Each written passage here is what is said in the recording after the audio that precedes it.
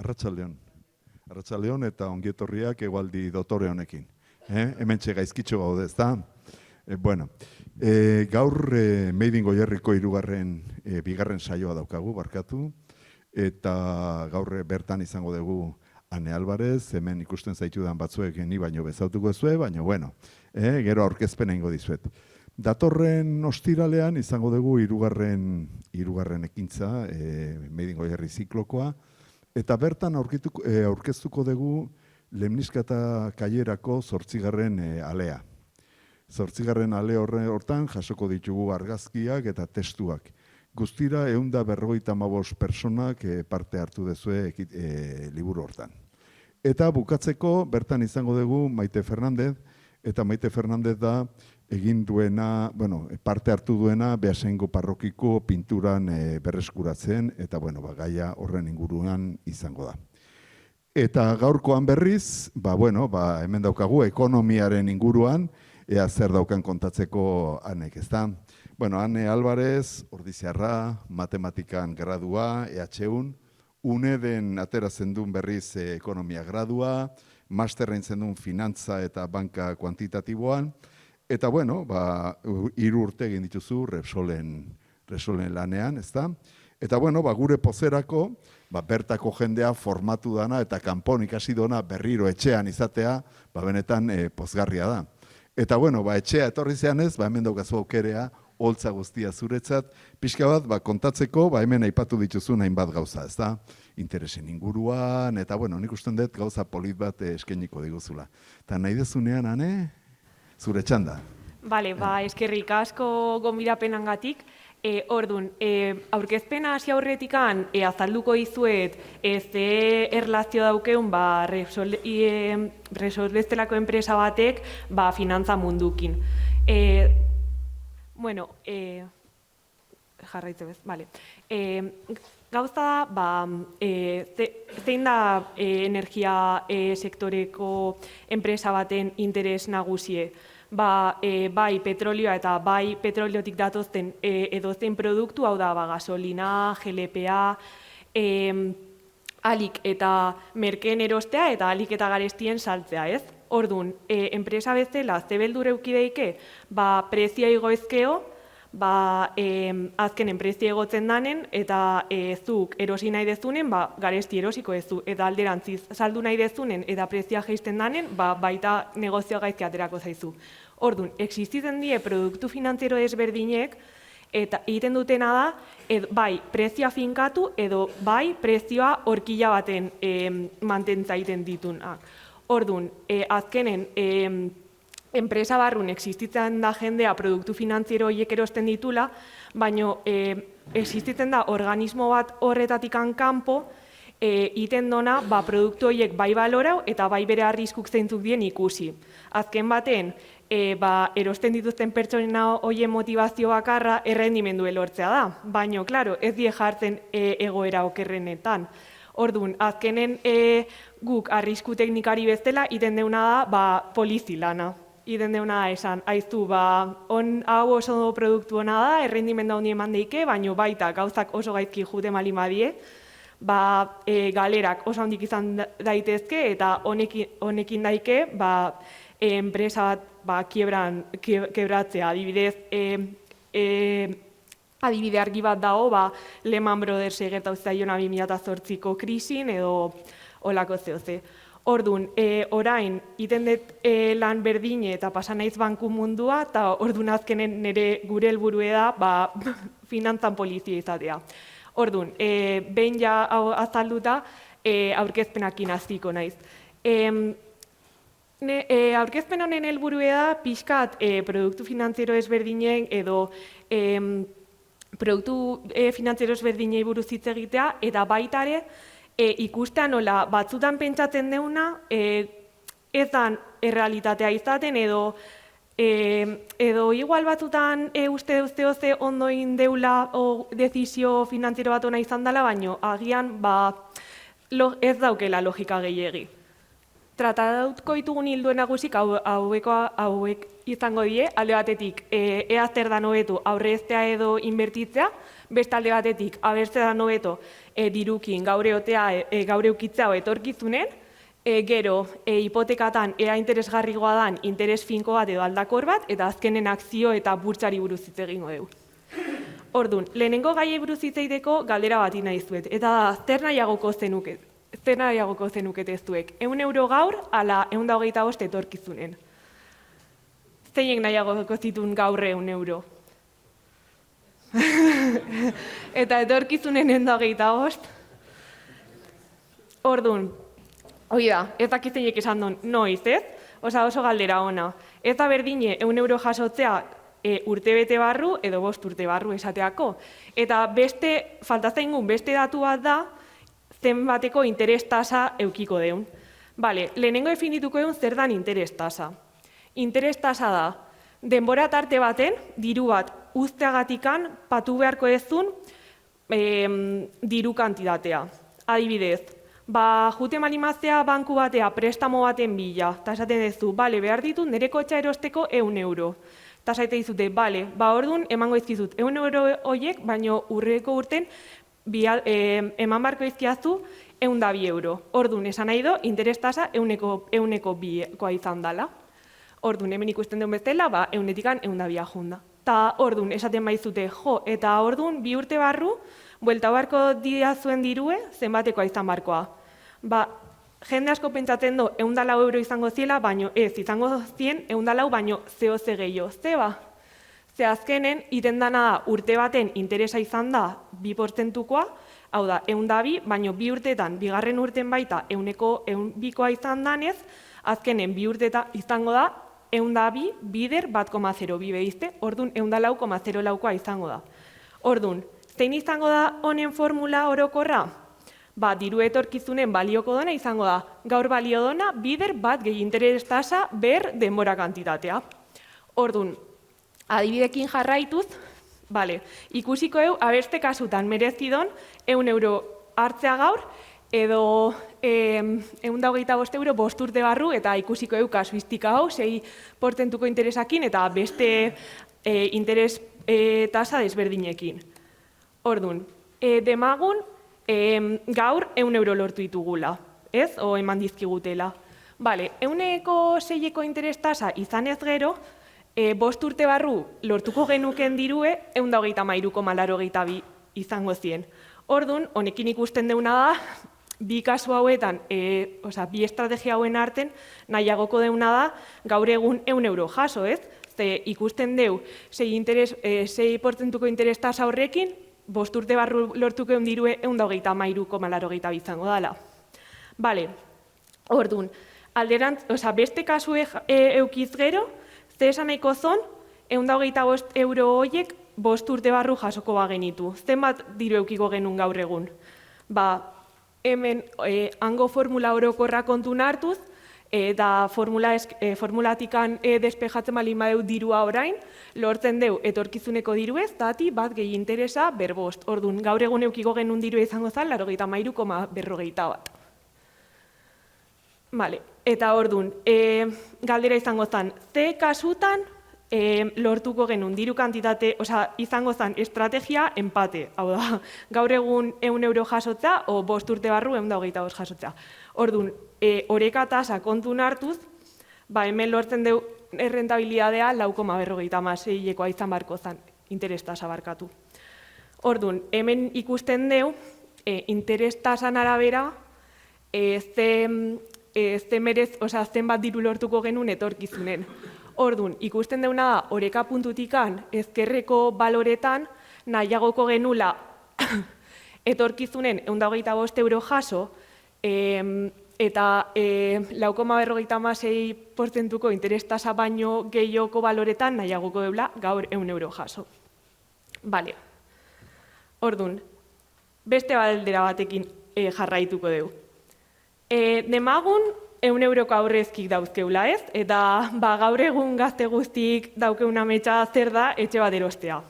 Orduan, nahi deu aurrezkioi geroz eta azkarra, alik eta azkarren hilotzea, ze azkenen ikusten deu etxe geroz eta garestigok darela ez, eta nahi deu etxe alik eta azkarren lortu. Orduan, Aurrezki horiek geroz eta azkarrago edo igotzeko dauzkeu bi aukera. 30 € aurreztu, ero urtero 3% erremunerazioa jaso. Ze nahiagoko zenuketeo, ze iruditzen zaizue dala estrategia hobea. Argi dau, biakitea hoena dala, ez? Baina ezin baituzu biakin, ze nahiagoko zenukete. Bale, azkenen, ez hau aukera honik, bi aukerakonak diez, azkenen aurrezten aiztea, ez? Baina argi da hona da, lehenengo aukera, azkenen dala, zuk daukezu zure eltxetxu txiki bat, eta hor juten zea religiosamente diru esartzen, eta, ikusten dezu nahiko ala, puskatzen dezu, eta daukezun diru daukezu. Eta orduan, poliki-poliki juten zaurrezten, eta listo. Ze gertatzea, beste aukera bat da, inbertitzea. Eta kasu honetan, dirue azkarrago aurreztuko ez du, ze azkenen urte baten inbertitzen dezuna, ez da ja 1.000 euroko hoiek izango, baizik eta 1.030. Orduan, ikusiko orain adibide honekin nola lehenengo kasun, azkenen esaten ez du, lehenengo urten, biakasten geha berdin, eta hozkeu 1.000 euro, perfecto. Lehenengo urtea juten geha, eta ikusten deu, interes simplekin hau da, aurrezten bakarrik 1.030 lortzen ditugula. Bida, eta interes konposatukin baita 1.030. Zazkenen lehengo formula gogoratuz, iten deu 1.000 bider 1,03, ordu 1.030. Bale, ze gertatzen da bigarren urten. Ikusten deu azkenen urtero 30 euro aurreztuz, lortzen deun diru izango dela 30, eta bueno, 20 urtetan 600 euro aurreztu ditugu. Bale, beste kasun, ze gertatzen da, azkenen lehenengo urten, ja 1.030 dauzkeu, baina lortzen deu interesoi, izango da bider 1,03 berriro. Orduan, ikusten deu nola poliki-poliki haunditzen juten dan, eta haunditzen dan modue pixkat esponentzialagoa dela. Hau da, kurba gorakorra dela. Ikusten deun bezala kurba hori horretan. Orduan, biakin ezkeo ikusten da, que es la mejor estrategia, obviamente, eta azkenen ikusten deu kurba berde horretan, nola aurrezkik, lehenengo kasu 1.600 euro aurreztu ditugula, eta bigarren kasun 2.600, aldea nahiko garrantzitsua. Eta azkeneko kasue jarri dut ikusteko berandu hastek ze alde txarrak ditun. Hau da, 10 urte berandugo 10 urte berandugo ezitzen balin badeu, inbertitzen hastea, nola gure aurrezkik ez dien, askoz gutxi guaztiko dien, 20 urtetan aurreztea baino, 30 euro hilabetero. Bale. Orduan, gauza, hau kriston politxeson hau do, aurreztu indeu kriston diru pila, eta oso ondo. Baina ez deu kontutan euki oso faktore garrantzitsu bat, gaina notizitan egunero entuten deula, inflazion. Gaina azkeneko urtetan inflazioa oso altu izan da. Bale, zer da inflazioa? Azkenin inflazioa da, eta nik uste denak sufritu ez duela. Gaur, esne brik batek euro bat kostatzen zola, eta hurrengo urten euro eta 20 kostauko dola. Hau da, diru kantitate berdinekin, ondasun kantitate gutxigo lortu eizkeula. Orduan,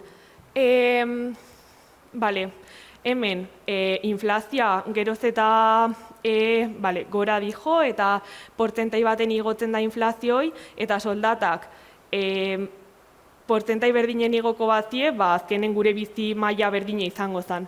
Baina gure soldatak gutxigo azten balin badie edo bat erez, orduan gure bizi maila txikigoa da, hau da, produktu gutxigo erosi eizkeu, diru kantitate berdinakin. Orduan, zeba gertatzen da inflazioa? Kasu ezberdinek dare, normalen faktore ezberdinen kombinazioa izan hori da. Alde batetik, azkenen da eskari eta eskaintzaren legea, produktu bat esate bateako, oain duela gutxi, kakaoa asko igo dala edo olioa, die produktu uzta oso txarra eduki dutenak eta horren ondorioz oso gutxi dago, azkenen eskaintza baino asko handigoa da eta orduan produktu horiek asko garestitzen die eta orduan inflazioa ematen da. Gero adibidez, arrautzak baita asko igo die, haragi asko igo da, ez jendek ezin du haragi erosi eta horren ondorioz arrautzak erosten ditu eta horregatik baita hilo egin da. Beste bat izan daike, kostu igoerak, ez dakit, ez dakit egia, pixkat inventa hori mardet, baino esate bateako, garie garestitzen balima pila bat eta oioi gari eman bar bat zaie, indirektamente arrautzen prezioa asko igoko da. Gero, beste aukera bat izan daike, herrialde batek dezitzea bere txamponak edo biletek imprimitu inbar ditula. Zesan nahi do honek, azkenen, zure diru gutxi goalio dola, merkatun gehiago balin badau, produktu horrek eskaintza haunditu ingo da eta eskarie berdin mantenduko da. Orduan azkenen, zure txampona debaluatu ingo da edo gutxigo balioko do. Eta azkeneko faktorea, eguneroko bizitan eragiten dutena, janari eta prezio, janaria eta garraioa garestitzakon, indirektamente beste produktu garestituko die. Eta, orain asko garestituan zehose ikusi euna da, gasolina ez, orain justo gerra dago, bombardeatzen ari die herrialde ezberdinek, eta beldurrekin aber gasolina iritsiko zaiguno ez, gasolina garestitu indute, justifikazio hauken ez, ez dakit, baino garestitu dutela seguro. Eta, orduan, inflazio hau edo guk nola notatzen deun, zer da, gure soldata nola igotzen da, ez? Gure soldata normalen igotzen da IPC indizaren arabera. Eta zer da IPC indizea? Herrialdek dezitzen do hartzea produktu desberdinen saski bat, eta ikusten do saski hortako produktuk ze inflazio euki duten urtetan zehar, eta egiten dona da, inflazioi kontun hartuta, indize bat kalkulau. Orduan, normalen Espainin gaur egun 487 produktu inguru biltzen ditu saski horrek, eta hemen jarri ditut urtetan zehar produktu desberdinek ze inflazio sufritu duten. Eta hemen ikusten danez, zoritxarrez, hemen jarriet igoera totala 2018-tik 2024-25 eta gero urtero izan don igoera. Orduan, ikusten dugu, adibidez, ez dakit, oliok kriston igoera izan dola, baina soldatak 2,74ko igoera izan dola urtero. Orduan, hoxe. Orduan, oain, leheno esan deten bezala, gazten preokupazio nagusien bertan sartzen naiz, hipoteka da. Zer da hipoteka? Etxe bat erosteko banku eskatzen deun mailegu, ez? Eta orduan, normalen izaten da 20-30 bat urte, alba deu leheno patzen zaiz jatzen geha, eta normalen izaten do hilabeteko kuota bat, ez? Eta suposatzen dut, gaztek preokupazio haukeu eta helduk, espero ja preokupazio izatea, baina noiz baita eukiezuek kuota hori patu ez dutela hilabetero. Eta bankua juntzinetenen diru mailegoi eskatzea galetu zizuen, eta zena ez du interes finkoa edo interes aldakorra. Eta azkenen, besaten zenun, eta zer da hoi, eta zertako balio, ez? Eta orduan, interes finkoko hipoteka da jartzen dizutela. Interes finko bat, eta ez aldatzen kotatan zehar. Azkenen, interes hau da, leheno esplikau deun interes tasa. Hau da, 1.000 euro ematen balin maizkizute, urrengo urten balioko ditu 1.020. Eta hola, gauza da, guk eskatzen dituen maileguk zoritxarrez asko zaltugok diela. Orduan, bestalde batetik dago interes aldakorra, eta honek esan nahi do, urtero mailegu horrengatikan patuko ditugun interesak aldakorrak izango diela. eta galdetuko zue, jota aldakorra, baino ze indizte hartzen du kontutan. Ba, hemen hartzen den kontutan hartzen den indiztea Euriborra da. Eta Euriborrak esaten digu, eta normalen hipoteka hau, berri ikusten da interes hau 6 hilabetero edo 12 hilabetero. Berez Euriborra egunero aldatzen da, baina obviamente ezin da egon zure hipoteka hilabetero aldatzen, ez? Orduan, zer da Euriborra? Euriborra da, azkenen, Europako Banku Zentralak, Europa mailan daren banku desberdinei, eskaintzen dien interes tasa, diru mailegu bat itagatikan. Orduan, azkenen, guri eskaintzen diguten hipoteka banku izaten da Euribor, gehi ezakizten batez, azkenen komisio bat eramaten dute eta diru kantitate bat irabazten dute horrenkin. Orduan, hemen ikusten dugu historikoki Euriborra nune ondan. Eta ikusten dugu nola krisi garaien asko hilo zan, gero baju egon zan, ia negatibo, de hecho negatibo. Así que momentu horretan etxarosi zona, pues estupendo, eta gero orain 2% inguru daola. Orduan, orain ingo deu hipotekan simulazio bat. Bale, demagun behar deu mailegue 200.000 eurokoa dela, ez? Eta ingo deu simulazioa interes finko bat hartuta, 2,20 eurokoa, eta interes aldakorra eta indet random batekin, zenbaki aleatoriok atera ditut, eta orduan, interes finko horrekin, patu beharreko kuota izango da 759 euro. Eta interes aldakorrakin, ikusten dugu nola interes horiek aldau egiten dien denboran zehar. Baina, ikusten dugu, azkenen bukaeran, patu deun mailego izan dela 200.000 eurokoa bikasutan, eta interesak bikasu hauetan oso antzekok diela. Egia da, hau azkenen simulazio bat dela, eta errealitaten interes finkokin eta interes aldakorrakin ez dauzkezula zertan berdine patu behar. Ez den da esata gero, eske berdine patu behar edo zen hartuta, ez daukez zertan. Segun, interes aldakorreko tasa hau nola moitzen dan. Baina ikusten deula da, interes tasa asko aldatzen, ez balin bada asko aldatzen, azkenen patzen dezun interesak ez diela oso desberdinek bikasutan. Eta galdetuko zuen, eta orduan zuk hartuko zenun interes aldakorra edo interes finkoa.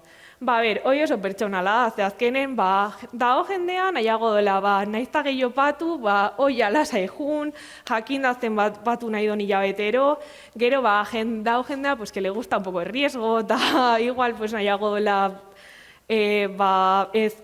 riesgau pixkat, eta gero baita desberdine da, azkenen hemen erakutsi zueten bezala, ez da berdine, igual, momentu 2016-2018 arte negatibo zeon momentun hipoteka bat eskatzea, nik ezakit momentu horretan ze kondizioekiko zitun, baina suposatzen dut nahiko onak izango ziela.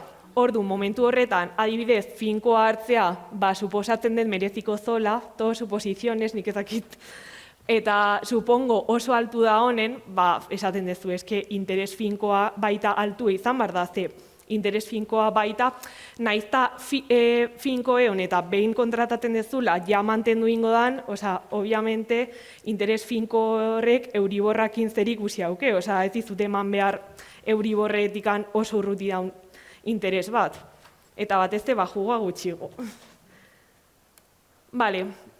Orduan, behin hau azalduta, ikusiko deu kuota hauek nola ordaintzen dien, eta nola kalkulatzen dien. Orduan, interes finkoa danen, hola kalkulatzen da. Bazken haukeu kapitala, dala gure mailegue, interes tasa eta hilabetero patzen deun kuota bat danez, zinbarko egu interes tasa hoi 12 zatitanin, orduan, interesa ondorengo izangoa, eta hor izango die, totalen 360 kuota. Eta ikusten deu, formulan aplikatuz, sinisten ez dute, suposatzen dut, hileko kuota 759koa dela. Eta guztira, 30 urtez ordainduko ditutela. Eta orduan zuk eta pentsauko ez dute, imaginau, diru aurrezten detela, ze ondo ezakizte, alik eta azkarren saiauko naiz mailegu hau ordaintzen ezakizte, Eta zuentzako, zuek ze uste ez due, kuota hoi ordaintzen dezuetenen dena, proportzio berdinen juten diela interesak eta azkenen patzen dezuen mailegue? Ba, ez. Hipotekatan, guk erabiltzen dugu, deitzen da, metodo frantsesa, amortizazio frantsesa. Honek ze esan nahi du? Azkenen, hipotekan patzen dezun interesak izango diela, kalkulatzen dien zure mailegutikan. Hau da, hasiera baten, zure hipotekan, kuotatikan, proportzio handi bat izango die interesak ze zure mailegu altugoa da, eta mailegu ordaintzen dezun einen, patzen dituzun interesak geroz eta txikigok izango die, ze zure mailegu txikie da. Orduan, azkeneko urteetan, geroz eta mailegu gehiago ordaintzen jutenztea, eta hasiera baten ordaintzen dezun gehiengoa interesak die. Orduan, hemen ikusten dugu adibide honetan, nola, lehenengoko adibidekin jarraituz, ikusten dugu nola lehenengo urten, interesak izango diela kalkulau deun 2,2 zati 12, bider mailegue, orduan, ia erdie izango patzen deun erdie izango die interesak, eta beste erdie amortizazioa, ez? Hau da, ikusten dugu interesak izango diela, 400.000 bider 0,0 tal, dala 366,67, eta amortizatzen dezula, hau da, mailegutik kentzen dezuna, izango die, daukezun kuota, 749 keen interes horiek. Orduan totalen izango da, 382,33. Orduan, urrengo urteko interesak nola kalkulauko die? Daukezun mailegu hoi, 400.000, keen amortizau dezun diru kantitatea, 382,33, eta hoi bider berriro interesak eta prozesu berdine. Eta orduan hemen ikusten dugu, nola urtero, patzen dituzun interes kantitatea geroz eta txikigoan, eta amortizatzen dezun hipoteka, geroz eta handigoa. Orduan, lehenengo urten, 4.800 euro kendu dituztu zure mailegutikan bakarrik, baina, azkeneko, laugarrenetikan bosgarrenea ja, 5.200 izan die, eta hola handitzen juten da, eta ikusten da nola azkeneko post urtetan 53.000 kendu dituzula, hau da, urteko 8.000 bat euro kendu dituzula. Eta orduan azkenen guztira 30 urtez hau ordainduz, lortzen diteu 473.000 euro ordaintzea, eta horietatikan 73.000 euro interesak izango die. Orduan, oain arte hitz egin dugu interes dena izan da, hipotekan justo interes aldakorra komentau dut, baina orokorren izan da, interes kantitate bat finkoa dela, ez? Eta ez dauke inungo aldaketaik, ez fluktuazioik, eta behin erosita o kontratauta o jakindazten badan, mantendu iten da, eta listo. Behintat urte baten zehar. Baina gero, dare beste produktu finantziero batzuk oso aldakorrak diena. Eta hasiko gara definitzen zer dan akzio bat. Zer da akzio bat? Akzio bat azkenen da, enpresan zatitxo bat. Orduan, imagina, adibide batekin. Jose Luisek esaten dola, ze ondo dijon lehen niskata, eta enpresa sortu ardet honekin. Inbar ditu sarrerak saldu, jendea enpresa hunditzeko, geroz eta diru gehiago lortzeko, eta hola. Eta esaten du, nola nik ez denai bakarrik bere jabea izan, eta nahi dut hobetzen jutea, eta jendek dirue jartzea enpresa hau hobetzeko eta handitzeko, jarri bar dut enpresa hau, akziok saldu bar ditut. Eta imaginau, hemen egun garela, pixkat optimista izan ez, baina imaginau egun garela, eta enpresak €1 balio ditu. Orduan, akzio bakoitzak balioko do euro bat, ez? Eta orduan guk erosten dugu, gutako bakoitzak akziok balioko do euro bat. Eta bida, txarra geroz eta hobeto dijoz, bida ze ondo, tal, eta baten, baloratzen da berriro enpresa, eta enpresak orain €5 balio ditu, ze ondo. Orduan gure akzio bakoitzak €5 balioko ditu. Horrek ez du esan nahi 5 euro ditugunik. Osea, akzioa saldu arte ez daukeu ezer. Osea, bale, akzioa daukeu, baino dirue ez daukeu. Baino, eta oso ondo. Bale, eta orduan, ze gertatzen da? Bate, ateratzen da eskandalo bat, eta esaten dute, bida, trampakin dituzte argazkileiaketan, ezakizte, Jose Luisen lagun bat izan da irabazlea, ezakizte, eta baten horregatik, baten enpresak orain 300 euro balio ditu. Orduan, baten gure akzioa 300 euro eta jetxi da. Eta ez da ezer gertau. Eta imaginau, baten orain, negabe eurekin portatile puskatzen dut, da beste 100 euro patu barraitu portatilen gatikan. Orain 200 euro kostau goitu enpresak. Orduan, gure akzioetako bakoitzak 2 euro kostau goitu bakarrik. Bale, orduan, azkenen ikusten den bezala, akzioen prezioa denbora guztin aldatzen juten da. Eta, bueno, kasu errealak ikusteko, asko dare eta ziurrenik pila bat entzun dituzuela. Esate bateako ezakit, sonate izuen 2015-en Volkswagenek txip batzu jarri zizkiela bere kotxei, emisio kontrolatzeko, eta intzituzten truk hau emisio gutxigo mateko inten zituztela, baina emisio gehien zituzten, lehenero naiz behiratzen, eta momentu horretan haien akziok kostatzen zituzten 200 euro eta bapaten 100 jetxizien. Orduan, gu usuario bezala momentu horretan beldur horrekin zeiten deu. Akzioa saldu. Baina, klaro, da berez momentu, zeroa juten malin bada, pues obviamente ya ez do ezter balio. Baina momentu horretan esaten dezu, baina Volkswagenek eukido batakazo bat zehoze gaizkindolako, baina suposatzen da enpresa hobetu inbardola. Orduan, gehiengok esaten dugu, 100 jetxi da tal saldu inbardet, okerrago jun aurretik.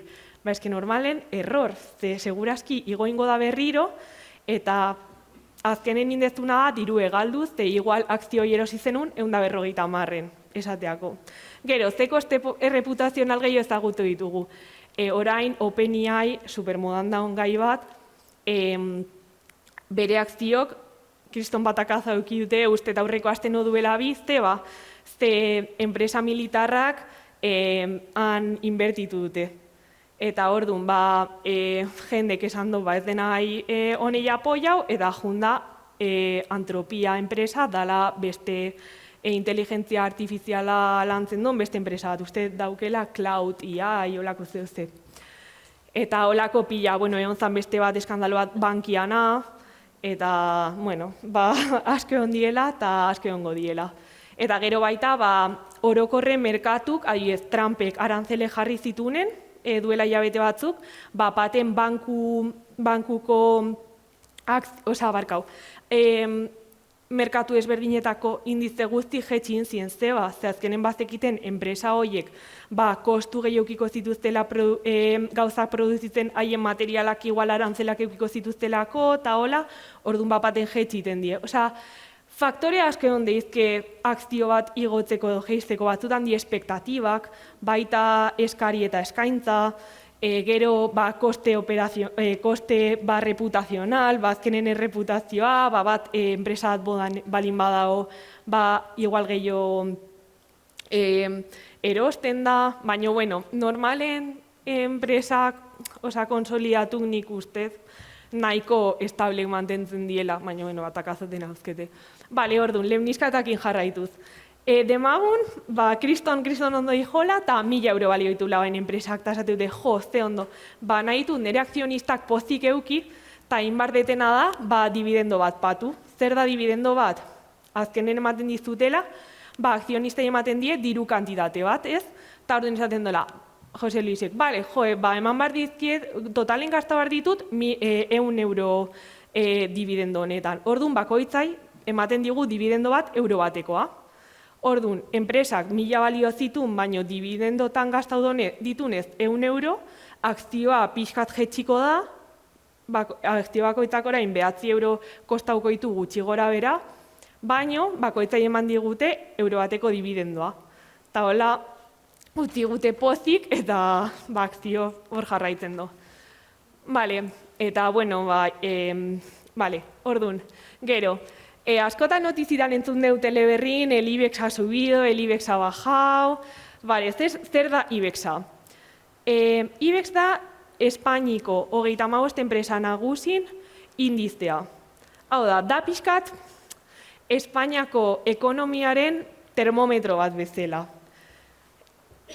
IBEX-a igoten danen esan nahi du, Espainiako 35 enpresa garrantzitsunak orokorren goraka dijozela, eta jaisten danen alderantziz. Vale, eta orduan Espaini mailan dago IBEX-a, baino ezagutzen dituzue seguro indize pila Eurostoxx da Europakoa, Nasdaq, bueno, mila dare. Vale. Ta gero, orduan, ta, bale, oso ondo, akziok oso politek, baino nun alditut erosi, ez? Bale, akziok erosi ezken merkatue burtsa deitzen da. Eta Espainian daukeun burtsa deitzen da BME, Bolsa y Mercados Españoles, eta, bueno, hemen jarri eta argazki bat burtsa nolakoan, ze Madriden dago eta edifizio oso politea. Eta gero, hauzke, pantallita pila, telebista beti ikusten diteura, pelikula tantaola, compra, vende, no seke, pues, basicamente, gaur egun dena digitala danez ez da inor juten, baino tipiko El Lobo de Wall Street eta holako pelikulatan batzutan ikusten zienen 30.000 pantalla eta dena juten merkatu batea bestela, hemen behasen gordiztiko merkatua juten zaren baretsu gatatu matebila, pues aie juten ziren akziok erostea area. Orduan, merkatuko adibidekin jarraituz, eta esaten ez du, eske merkatu bakarrik letxugak eta tomatekongo baztie, bizkat ezakit, seria deskafeinau, no? Jendea ez jungo bakarrik merkatua tomate eta letxugak erostea. Akziotaz aparte, burtsa hauetan beste produktu asko saltzen die.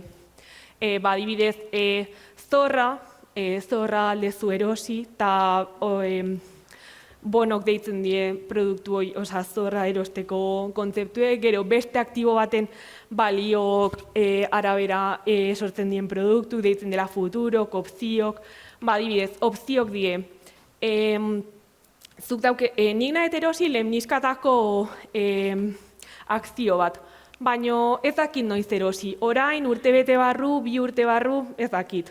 Bale, eta existitzen da produktu bat merkatun, deitzen diela opziok, tala, una opción de compra, erosteko opzio bat. Orduan nik esaten dut, bale, nik erosten dut, erosteko opzio bat urte batea, eta esan den dizut, bale, nik erosi behar dizut urte batea 5 eurota.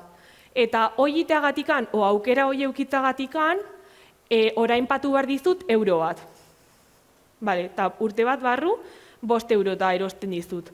Urte bat barru, 4 eurota balin badago akzioa, obviamente, erosi behar dut 4 eurota, eta nire aukera hoi,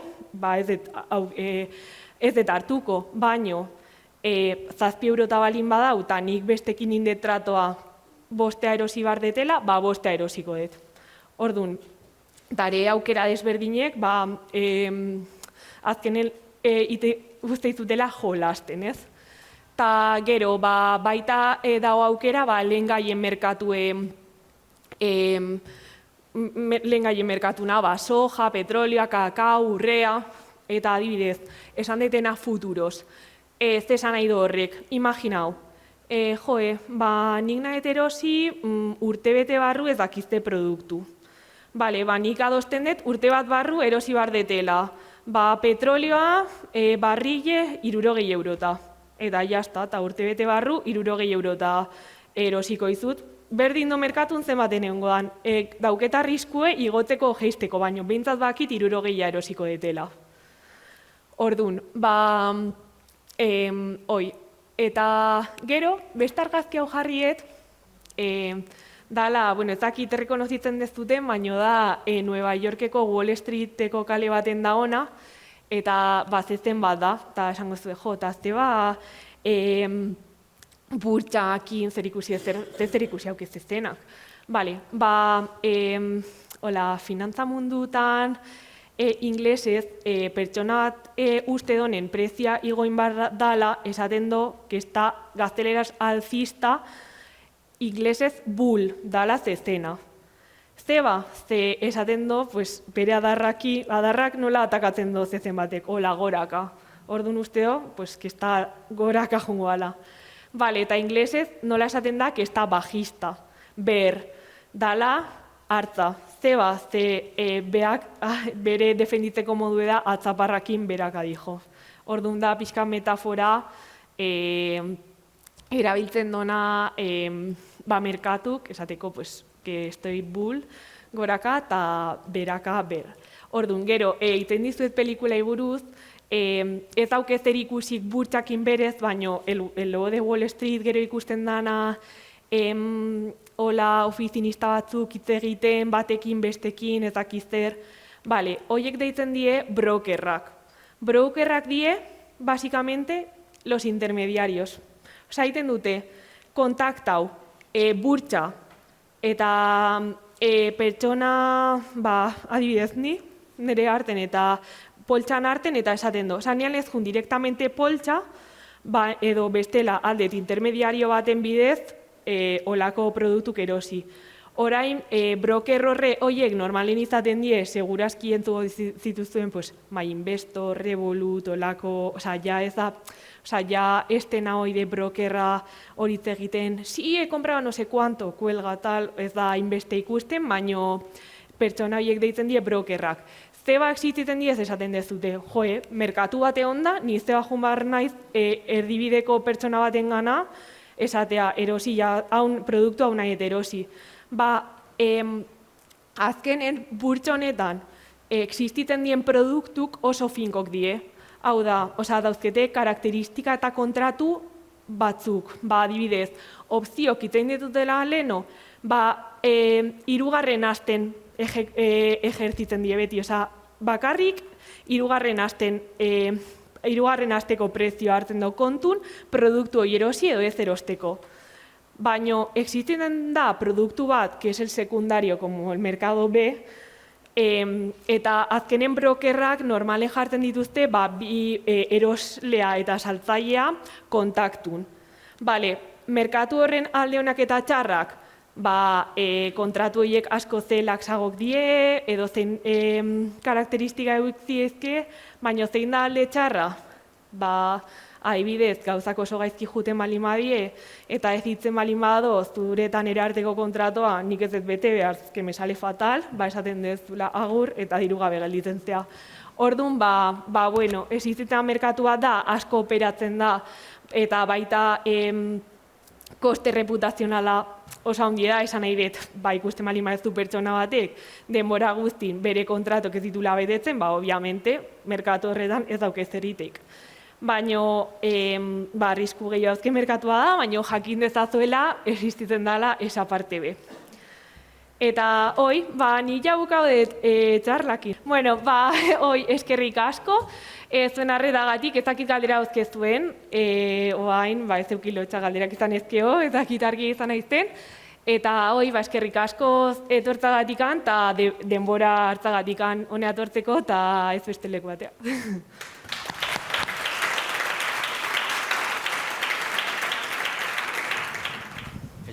Eskerrik asko hitzaldiagatik.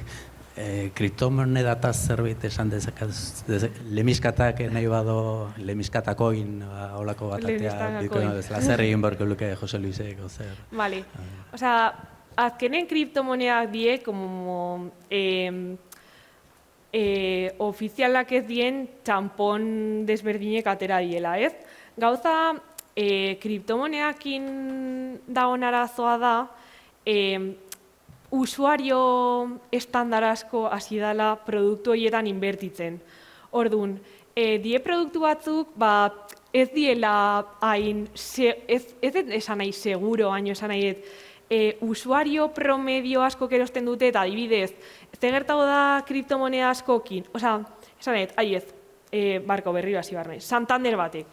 Santander batek Santanderren prezioa igoten da, geisten da, obviamente, segun jendek ze esaten don, baino baita de base enpresa bat dago. Enpresa hoi hobetzen juten balin bada, akzioa baita igo ingo da. Ze gertatzen da kriptomonedakin bakarri jolasten dola eskari eta eskaintzakin. Ez dauke atzetikan ezer igoko danik prezioa enpresa hobetzen dalako, o zeo hobetzen dalako. Orduan ze gertatzen da? jende asko gero esten balin bado kriptomoneda eta geroz eta demanda gehiago balin bauke, asko igokoa. Baina baten jendek esaten balin bado, ze gaizki ez dena jau, jetxi ingo da. Orduan, asko dependitzen do jenden iritzi buruz eta jendek zeiten do arabera. Orduan, gertatzen dana da, jarri dila oso modan, ze jendek esan du, nik inbertitu non hemen euro bat eta baten 1000 lortu nitun. Ja, baina eske ez ez du kontun hartu, zuk batetik 1000 juteko, hau da, 999 euro irabazi alizateko, beste pertsona batek o X pertsonak 999 euroiek galdu dituztela. Ze ez da existitzen ezer atzetikan produktu hoi igoarazten edo jetxiarazten dona. Ulertzen, orduan da produktu bat alde batetikan hoi, eta beste alde batetikan asko moitzen dela reputazion gatikan eta modan gatikan. Eta orduan, zuk erosten dezu modan daolako, baina ez are ziur aber ze momentutan igo deiken ojetxia eken. Osa, adibidez, zu bakizu OpenAI-eko enpresa bat igo ingo dala, baten enpresa horrek iten balimado zehoze superpunteroa. Orduan pixkat notizik, nadie se puede adelantar, ze no tienes una bola mágica, baina bai aldezula pixkat intuizioa eukita esan, hau honek igotzeko aukera auke. Eske kriptomoneda baten zeinek daki, ez dakit. Notau da nien habla oso alde, baino bakoitzak nahi da nahi deko, baino niretzako oso volatilea eta ez dauke basea zeba igo deiken eta jetxieken horren prezioa. Beste galderarik? Bai, nahi atentzio ematen dit interes negatibok, ezta? Horrek ze esan edo, nik bankui diru eskatzen badiot, berai ordaindu partez berak ordaindu behar diela. Bai. Sekula gertatu hori? Zuk, Euriborra negatibo egon zan. Horrek ez esan nahi bankuk zuri interes negatiboa emango dizunik. Momentu horretan negatibo egon da, horrek esan nahi do, azkenen, adibidez izan deike, txampon batek bere balioa galtzen balin bado, bankuk nahiago dola diru hortaz librau, eta horregatik ematizu interes negatibo bat, ez? Baina alare ez du usuario ez dela bankua juteakon, iluso, pentsatzen balin badezu, interesak negatibok izango diela. Baita azkenen bankuk zuri zerbitzoi prestatzagatikan ja ez da bakarrik.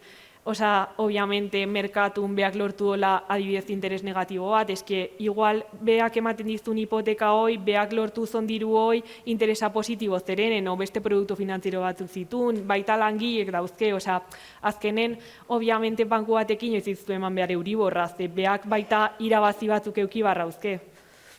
Alare normalen, naizta pentsau hipotekak banku batentzako kristo negozioa diela, ez dut hainbeste hiru ateratzen hipotekatatikan, beste produktu askotatikan diru gehiago lortzen dute, baina, azkenen da zerbitzu bat pertsonai eman barra zaiena. Baina, adibidez, barka hobe, baina interesa ez daño, justo ni Repsolen lan hain detenez, askotan hitz egiten zan honi buruz, klaro, ze gertazan COVID garaien. Petrolioa ezan moitzen, jendek ez duen gasolina gastatzen, eta ze gertatzen da, azkenen da produktu bat fisikoa dana, orduan hoi mantendu inbarraukezu almazen baten, eta almazen batek asko kostatzen du. Orduan, ze gertatzen da, momentu horretan eske jendea zeon, nahi de ja petrolio honetaz ja librau, ze ez diot inorrei saldu behar, eta gaina kosta almazen honek, me está costando un dineral, eta dena da dirue galtzen, baino aman salba. Ez dakit COVID hau noiz pasakoan, ez dakit jendea noiz hasikoan kotxea erabiltzen, eta egiten deten bakarra da, dirue galdu. Orduan, ze gertatu zen, petrolion barrilen negatibo neon zen. Zeba, ze nahiago zuten ja saldu, ze azkenen mantentze kostu hoi haundigoa izan barzan. Baina, kaso hauek izaten die oso excepzionadak, ez di orokorren gertatzen. Baina, aldi egertau. Horregatik gare arriskun polizik. Ze gertau ezkeo, igual, la empresa se va a la bankarrota. Eta hoi. Beste galderarik?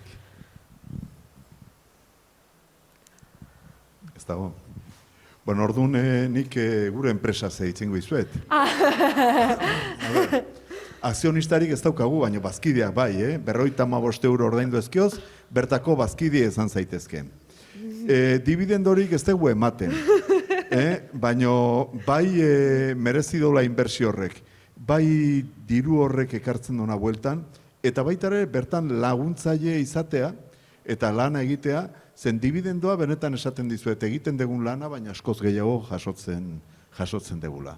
Eta bueno, ez dakit, enpresa hontan, danak ikusten zaituztean datorren ostiralean ere, batzar hontan egoteko. Eta besterik gabe, Ane, eskarrik asko, orain hementxe izango ditugu pintxo batzuk eta ardo pixkate jateko, bai, eta jateko, baina hau izango da batipat nik ikusten dudana da, bueno, hemen zuetako bakoitza dituzuen milioi guztik zertan inbertitu, guain daukagula aukera behai galdetzeko.